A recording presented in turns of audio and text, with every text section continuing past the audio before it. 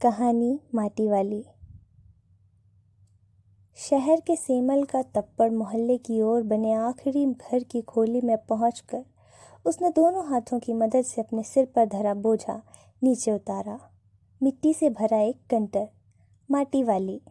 टिहरी शहर में शायद ऐसा कोई घर नहीं होगा जिसे वह ना जानती हो या जहां उसे ना जानते हो। घर के कुल निवासी बरसों से वहां रहते आ रहे किराएदार और उनके बच्चे तलक। घर घर में लाल मिट्टी देते रहने के कारण उस काम को करने वाली वह अकेली है। उसका कोई प्रतिद्वंदी नहीं। उसके बगैर तो लगता है टिहरी शहर के कई घरों में चूल्हा का जलना तक मुश्किल हो जाएगा। वो ना रहे तो लोगों के सामने रसोई और भोजन कर लेने के बाद अपने चूल्हे चौके की लिपाई करने की समस्या पैदा हो जाएगी। भोजन जुटाने और खाने की तरह रोज़ की एक समस्या। घर में साफ लाल मिट्टी तो हर हालत में मौजूद रहनी चाहिए। चूल्हे चौके को लीपने के अलावा साल 2 साल में मकान के कमरों दीवारों की गोबरी लिपाई करने के लिए भी लाल माटी की ज़रूरत पड़ती रहती है। शहर के अंदर कहीं माटा खान है नहीं। भागीरथी और भिलांगना, 2 नदियों के तट पर बसे हुए शहर की मिट्टी इस कदर रेतीली है कि उससे चूल्हों की लिपाई का काम नहीं किया जा सकता। आने वाले नए नए किराएदार भी एक बार अपने घर के आंगन में उसे देख लेते हैं तो अपने आप माटी वाली के ग्राहक बन जाते हैं। घर घर जाकर माटी बेचने वाली नाटे कद की एक हरिजन बुढ़िया माटी वाली। शहरवासी सिर्फ माटी को ही नहीं उसके कंटर को भी अच्छी तरह पहचानते हैं। रद्दी कपड़े को मोड़ कर बनाए गए गोल डिल्ले के ऊपर लाल चिकनी मिट्टी से छुलबुल भरा कनस्तर टिका रहता है। उसके ऊपर किसी ने कभी कोई ढक्कन लगा हुआ नहीं देखा। अपने कंटर को इस्तेमाल में लाने के पहले वह उसके ऊपरी ढक्कन को काट कर निकाल फेंकती है। ढक्कन के ना रहने पर कंटर के अंदर भरी मिट्टी और फिर उसे खाली करने में आसानी रहती है। उसके कंटर को ज़मीन पर रखते रखते सामने के घर से 9-10 साल की एक छोटी लड़की कामिनी दौड़ती हुई वहाँ पहुँची और उसके सामने खड़ी हो गई। मेरी माँ ने कहा है ज़रा हमारे यहाँ भी आ जाना। अभी आती हूँ, घर की मालकिन ने माटी वाली को कंटर की माटी कच्चे आंगन के कोने पर उड़ेल देने को कह दिया। तू बहुत भाग्यवान है, चाय के टाइम पर आई है हमारे घर। भाग्यवान आए खाते वक्त। वह फिर अपनी रसोई में चली गई और 2 रोटियां लेती आई। रोटियां उसे सौंप कर वह अपनी रसोई में फिर घुस गई। माटी वाली के पास अपने अच्छे या बुरे भाग्य के बारे में सोचने का ज़्यादा वक्त नहीं था। हाँ, घर की मालकिन के अंदर जाती माटी वाली ने इधर उधर तेज़ निगाहें दौड़ाई। हाँ, इस वक्त वो अकेली थी, उसे कोई नहीं देख रहा था। उसने फ़ौरन अपने सिर पर धरे डिल्ले के कपड़े के मोड़ों को हड़बड़ी में एक झटके में खोला और उसे सीधा कर दिया। फिर एक कहरा खुल जाने के बाद वह एक पुरानी चादर के फटे हुए कपड़े के रूप में प्रकट हुआ। मालकिन के बाहर आंगन में निकलने से पहले उसने चुपके से अपने हाथ में थामी 2 रोटियों में से एक रोटी को मोड़ा और कपड़े पर लपेटकर गांठ बांध दी। साथ ही अपना मुंह यूं ही चलाकर खाने का दिखावा करने लगी। घर की मालकिन पीतल के गिलास में चाय लेकर लौटी। उसने वह गिलास बुढ़िया के पास ज़मीन पर रख दिया। ले, सद्दाबासी सा कुछ है नहीं अभी, इसी चाय के साथ निगल जा। माटी वाली ने खुले कपड़े के एक छोर से पूरी गोलाई में पकड़कर पीतल का वो गरम गरम हाथ गिलास में उठा लिया। अपने होठों से गिलास के किनारों को छुआने से पहले शुरू में उसने उसके अंदर रखी गर्म चाय को ठंडा करने के लिए सू सू करके उस पर लंबी लंबी फूंकें मारी। तब रोटी के टुकड़ों को चबाते हुए धीरे धीरे चाय सुड़कने लगी। चाय तो बहुत अच्छी है, साग हो जाता तो अच्छा रहता ठकुराइन जी। भूख तो अपने आप में एक साग होती है बुढ़िया, भूख मीठी कि भोजन मीठा। तुमने अभी तक पीतल के गिलास संभाल कर रखे हैं, पूरे बाजार में और किसी के घर में अब नहीं मिल सकते ये गिलास। इनके खरीदार कई बार हमारे घर के चक्कर लगा कर लौट गए। पुरखों की गाढ़ी कमाई से हासिल की गई चीज़ों को हराम के भाव बेचने को मेरा दिल गवाही नहीं देता। हमें क्या मालूम कैसी तंगी के दिनों में भी अपनी जीभ पर कोई स्वादिष्ट चटपटी चीज़ रखने के बजाय मन महसूस कर 2-2 पैसे जमा करने रहने के बाद उन्होंने ये चीज़ें खरीदी होंगी जिनकी हमारे लोगों की नज़र में अब कोई कीमत ही नहीं रह गई है। बाजार में जाकर पीतल का भाव पूछो ज़रा, दाम सुनकर सिर चकराने लगता है।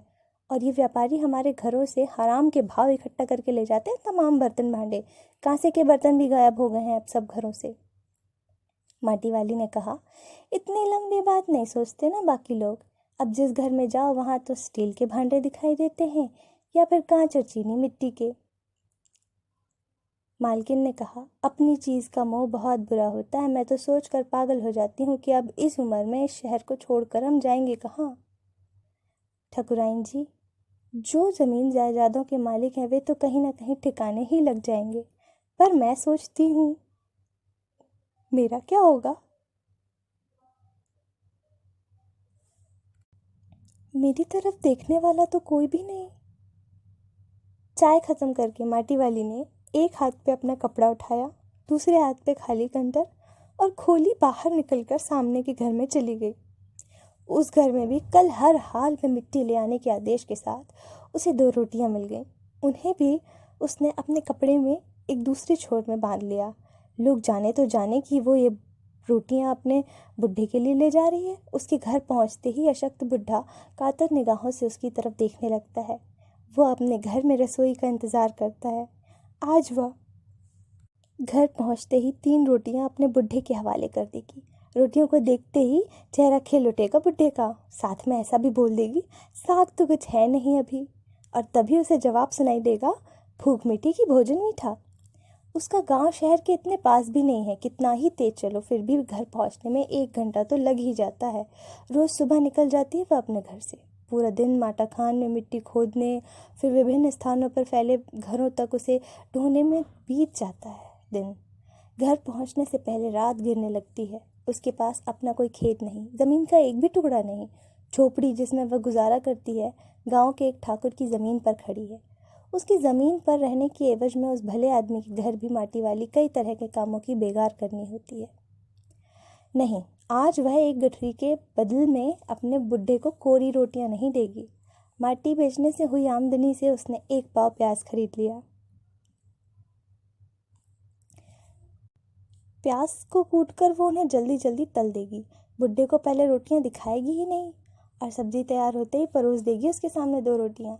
अब वह रोटियां भी नहीं खा सकता ज़्यादा, केवल 1 ही रोटी खा पाएगा या हद से हद 1.5।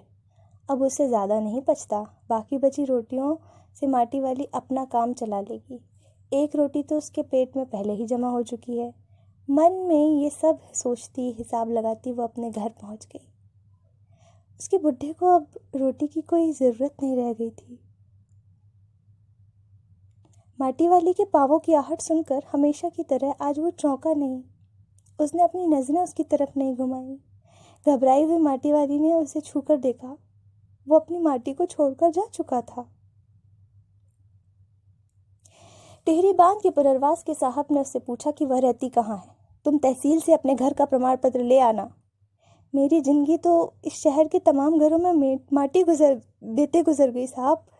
माटी कहाँ से लाती हो? माटा खान से लाती हूँ माटी। वो माटा खान चढ़ी है तेरे नाम? अगर है तो हम तेरा नाम लिख देते हैं। माटा खान तो मेरी रोज़ी है साहब। बुढ़िया, हमें ज़मीन का कागज़ चाहिए, रोज़ी का नहीं। बांध बनने के बाद मैं क्या खाऊंगी साहब? इस बात का फैसला हम नहीं कर सकते। वो बात तो तुझे खुद ही तय करनी पड़ेगी।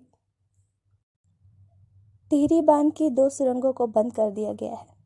शहर में पानी भरने लगा है। शहर में आपाधापी मची है। शहरवासी अपने घरों को छोड़कर वहां से भागने लगे हैं। पानी भर जाने से सबसे पहले कुल शमशान घाट डूब गए हैं। माटी वाली अपनी झोपड़ी के बाहर बैठी है।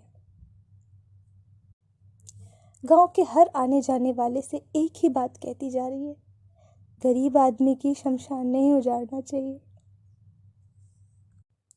गरीब आदमी की शमशान नहीं उजाड़ना चाहिए।